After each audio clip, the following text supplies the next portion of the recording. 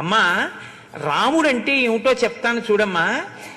శత్రువులు ఎప్పుడు అదును కోసం చూస్తుంటారు. రాముడు అరణ్యానికి వెళ్ళిపోయాడు, లక్ష్మణుడు రాముడితో వెళ్ళిపోయాడు.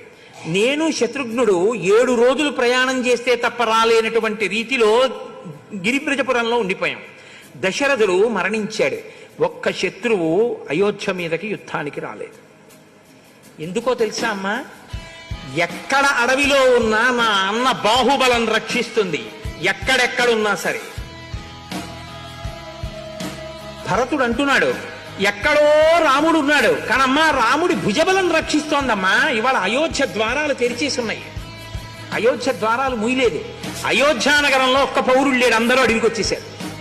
ఇటువంటప్పుడు ఎవడైనా వచ్చి పడిపోతే కోసల రాజ్యాన్ని ఒక్క నిమిషంలో స్వాధీనం చేసుకోవచ్చు.